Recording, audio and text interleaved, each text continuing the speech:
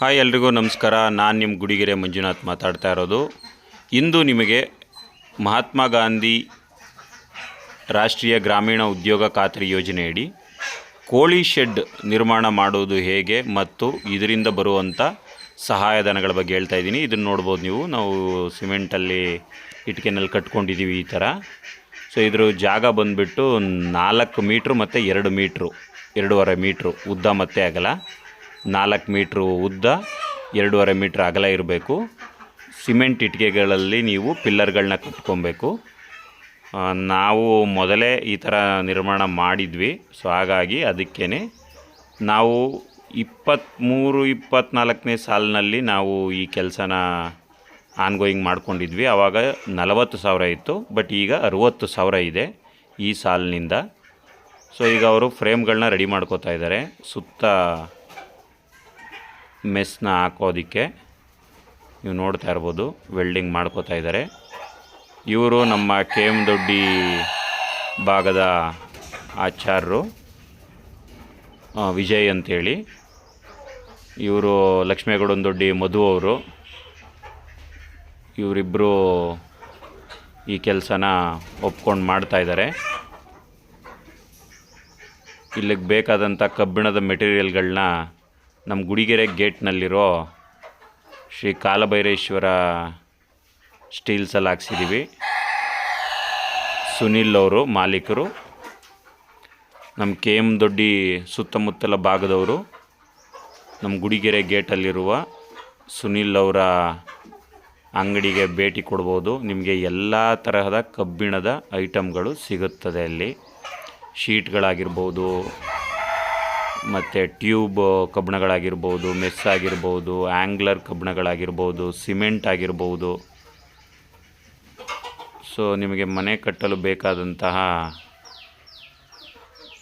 Centring ಐಟಮ್ಗಳಾಗಿರ್ಬೋದು, ಎಲ್ಲ ಕೂಡ ಇವ್ರ ಹತ್ರ ಸಿಗುತ್ತೆ. ಸೊ ಈ ರೀತಿ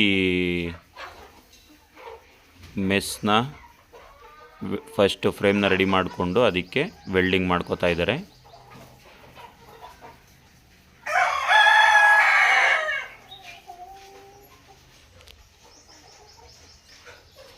ನೀವು ಕೂಡ ಮಾಡೋರು ನಿಮ್ಮ ಗ್ರಾಮ ಪಂಚಾಯಿತಿಗೆ ಭೇಟಿ ನೀಡಿ ಕ್ರಿಯಾ ಯೋಜನೆ ಅಂದರೆ ಗ್ರಾಮ ಸಭೆ ಮತ್ತು ವಾರ್ಡ್ ಸಭೆಗಳಲ್ಲಿ ಭಾಗವಹಿಸಿ ಅಲ್ಲಿ ನೀವು ಬರೆಸ್ಬೇಕಾಗತ್ತೆ. ನೀವು ಕೋಳಿ ಶೆಡ್ ಮಾಡ್ತೀರಾ, ಕೊಟ್ಟಿಗೆ ಮಾಡ್ತೀರಾ, ಎರೆಹುಳ ಗೊಬ್ಬರದ ತೊಟ್ಟಿ ಮಾಡ್ತೀರಾ, ಮೇಕೆ ಶೆಡ್ ಮಾಡ್ತೀರಾ, ನೀವು ಏನೇ ವ್ಯವಸಾಯ ಮಾಡಿದ್ರೂ ಆಯಾ ಪ್ರದೇಶಕ್ಕೆ ಅನುಗುಣವಾಗಿ ನಮ್ಮ ಹತ್ರ ಸಹಾಯಧನಗಳಿದೆ. ನೀವು ಯಾವುದೇ ಥರದ್ದು ಲೋನಲ್ಲ ಇದು. ನೀವು ಯಾವುದನ್ನು ಸರ್ಕಾರಕ್ಕೆ ವಾಪಸ್ ಕಟ್ಟಬೇಕಾಗಿಲ್ಲ. ಏನು ಬರುತ್ತೋ ಅದೆಲ್ಲ ಸಂಪೂರ್ಣವಾಗಿ ನಿಮಗೆ ಸಹಾಯಧನವಾಗಿ ಬರುತ್ತೆ. ನೀವು ಮಾಡೋ ಕೂಲಿ ಮೊತ್ತ ಇವಾಗ 370 ರೂಪಾಯಿ ಆಗಿದೆ. ಸೊ ಅದು ನಿಮ್ಮ ಅಕೌಂಟಿಗೆ ಬರುತ್ತೆ ಡೈರೆಕ್ಟು. ಯಾರು ಫಲಾನುಭವಿ ಇರ್ತಾರೋ, ಯಾರ ಹೆಸರಲ್ಲಿ ಇದು ನಿರ್ಮಾಣ ಆಗ್ತಾ ಇರುತ್ತೋ ಅವ್ರ ಅಕೌಂಟಿಗೆ ಮೆಟೀರಿಯಲ್ ಮೊತ್ತ ಬರುತ್ತೆ. ಉದಾಹರಣೆಗೆ ಈಗ 60,000 ಕೋಳಿ ಶೆಡ್ಡಲ್ಲಿ ಸರಿಸುಮಾರು 6,000 to 7,000 8,000 ನಿಮಗೆ ಕೂಲಿ ಮೊತ್ತ ಬರುತ್ತೆ. ಇನ್ನು 52,000 ಸರಾಸರಿ ನಿಮ್ಮ ಅಕೌಂಟಿಗೆ ಡೈರೆಕ್ಟಾಗಿ ಬರುತ್ತೆ ಮೆಟೀರಿಯಲ್ ಮೊತ್ತ, ಸಾಮಗ್ರಿ ಮೊತ್ತ. ಸೊ ನೀವು ಈ ಕೆಲಸನ ಶುರು ಮಾಡಬೇಕಾದ್ರೆ ಖಾಲಿ ಜಾಗದಲ್ಲಿ ಬೋರ್ಡ್ ಬರೆಸಿ GPS ಮಾಡಿಸ್ಬೇಕು.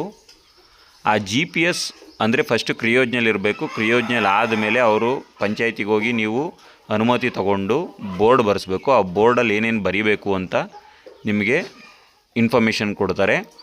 ಅದನ್ನೆಲ್ಲ ಬರೆದಾದ ಮೇಲೆ GPS ಮಾಡ್ತಾರೆ ಪಂಚಾಯತಿಯವ್ರು ಬಂದು. ತದನಂತರ ನೀವು ಕಾಮಗಾರಿಗಳನ್ನ ಶುರು ಮಾಡ್ಕೋಬೋದು. ಕಾಮಗಾರಿ ಎಲ್ಲ ಮಾಡಬೇಕಾದ್ರೆ ಪ್ರತಿ ಹಂತದಲ್ಲೂ ನೀವು ಫೋಟೋಗಳನ್ನ ತೊಗೊಬೇಕಾಗತ್ತೆ.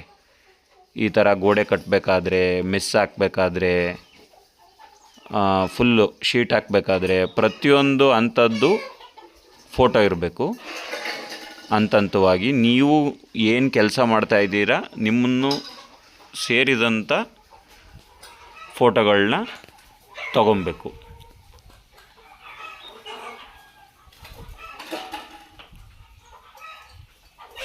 ಸೊ ಈ ರೀತಿ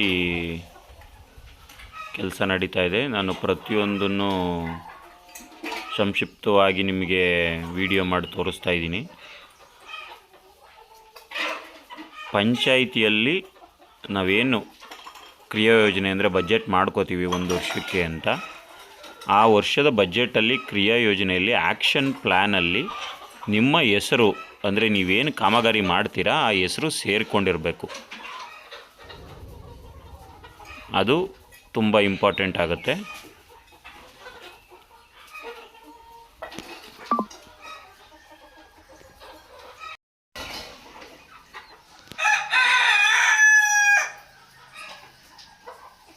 ಪಂಚಾಯಿತಿಯಲ್ಲಿ ನಿಮಗೆ ಹೆಚ್ಚಿನ ಮಾಹಿತಿ ಬೇಕು ಅಂದರೆ ನೇರವಾಗಿ ನಿಮ್ಮ ಪಂಚಾಯಿತಿಗೆ ಭೇಟಿ ನೀಡಿ ಅಲ್ಲಿ ಬರುವಂತಹ ಎಲ್ಲ ಕೆಲಸಗಳ ಬಗ್ಗೆ ನೀವು ಕೇಳಿ ತಿಳ್ಕೋಬಹುದು.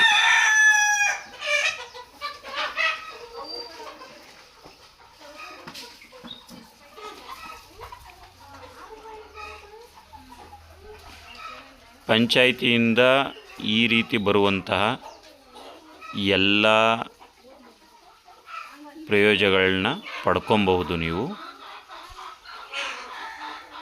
ಇದಕ್ಕೆ ಮೂಲ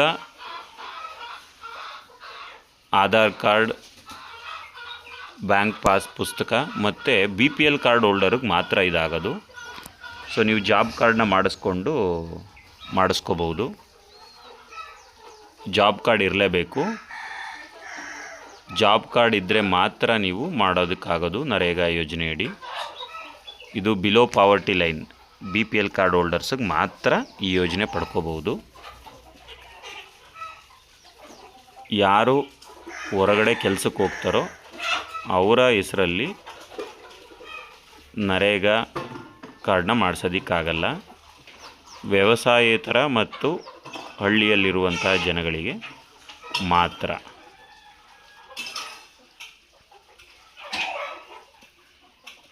ಆಮೇಲೆ ನಮ್ಮ ಜನಗಳಲ್ಲಿ ಇನ್ನೊಂದು ತಪ್ಪು ಮಾಹಿತಿ ಇದೆ. ಅಂದರೆ ಜಾಗ ನಮ್ಮ ಹೆಸರಲ್ಲೇ ಇರಬೇಕು, ಆ ಥರ ಏನಿರಲ್ಲ. ಜಾಗ ನಿಮ್ಮ ಮನೆಯವರು ಯಾರ ಹೆಸರಲ್ಲಿದ್ದರೂ ನಡೆಯುತ್ತೆ. ಕೆಲವ್ರದ್ದು ಇನ್ನೂ ಖಾತೆಗಳಾಗಿರಲ್ಲ, ಅವರ ಅಜ್ಜಿ ತಾತ ಅವ್ರ ಪೂರ್ವಜರ ಹೆಸರಲ್ಲೇ ಇರುತ್ತೆ, ಅಥವಾ ಅವ್ರ ತಂದೆ ತಾಯಿ ಹೆಸರಲ್ಲಿ ಇರುತ್ತೆ. ಅಂಥವರು ಕೂಡ ಯೋಜನೆಗಳನ್ನ ಪಡ್ಕೋಬಹುದು. ಯಾವುದೇ ತಕರಾರು ಬೇರೆಯವರಿಂದ ಬರಬಾರ್ದಷ್ಟೇ. ಉದಾಹರಣೆಗೆ ನಿಮ್ಮ ಅಣ್ಣ ತಮ್ಮಂದರಿಂದ ತಕರಾರು ಬರಬಾರ್ದು. ಆಗಿದ್ದಲ್ಲಿ ಯಾವ ಸಮಸ್ಯೆನೂ ಇರಲ್ಲ. ಸೊ ನೀವು ನೋಡ್ತಾ ಇರ್ಬೋದು, ಈಗ ಕೋಳಿ ಶೆಡ್ಡು ಆಲ್ಮೋಸ್ಟು ಸುತ್ತ ನಾವು ಫ್ರೇಮ್ನ ಫಿಟ್ ಮಾಡಿ ಈಗ ಫೈನಲ್ಲು ಗ್ರಿಲ್ನ ಹಾಕ್ತಾಯಿದ್ದಾರೆ. ಡೋರ್ ಕೂಡ ಮಾಡಿದ್ದಾರೆ. ಈ ಶೆಡ್ಡಲ್ಲಿ ನಾನು 20-12ಕ್ಕೆ ಮಾಡ್ತಾಯಿದ್ದೀನಿ. ತುಂಬ ಜಾಸ್ತಿಗೆ ಮಾಡ್ತಾಯಿದ್ದೀನಿ. ಕೋಳಿಗಳನ್ನ ಹೆಚ್ಚು ಸಾಕಣೆ ಮಾಡಬೇಕು ಅಂಥೇಳಿ. ಸೊ ನಿಮಗೆ ಎಷ್ಟು ಪಂಚಾಯಿತಿಯಿಂದ ಇದೆಯೋ ಅಷ್ಟಕ್ಕೆ ನೀವು ಮಾಡ್ಕೋಬೋದು. ಉದಾಹರಣೆಗೆ 4 ಮೀಟ್ರು ಉದ್ದ, 2.5 ಮೀಟ್ರು ಅಗಲ ಅಷ್ಟಿದ್ರೆ ಸಾಕು. ಸೊ ಅದನ್ನು ಅಡಿಯಲ್ಲಿ ಲೆಕ್ಕದಲ್ಲಿ ತಗೊಂಡ್ರೆ 12/8 ಇಷ್ಟಿದ್ರೆ ಸಾಕಾಗುತ್ತೆ. 12 ಅಡಿ ಇಂಟು 8 ಅಡಿ. ಸೊ ಈಗ ನೋಡ್ಬೋದು, ನಾವೀಗಾಗಲೇ ನಾವು ಬೆಳೆದಂಥ ಕೋಳಿಗಳನ್ನ ಒಳಗಡೆ ಇಟ್ಟಿದ್ದೀವಿ. ಈಗ ಒಂದು ಕೋಳಿಗೆ 600 ರೂಪಾಯಿ ರೀತಿ ಸೇಲ್ ಕೂಡ ಮಾಡ್ತಾಯಿದ್ದೀವಿ. ನೋಡ್ಬೋದು, ಹಬ್ಬದ ಪ್ರಯುಕ್ತ ಬರೀ ಹುಂಜಗಳನ್ನೇ ತಂದು ನಮ್ಮ ಬೇರೆ ಫಾರ್ಮ್ ಇದೆ ಅಲ್ಲಿಂದ ಇಲ್ಲಿ ತಂದು ಇದನ್ನು ಸೇಲ್ ಪಾಯಿಂಟ್ ಮಾಡ್ಕೊಂಡಿದ್ದೀವಿ.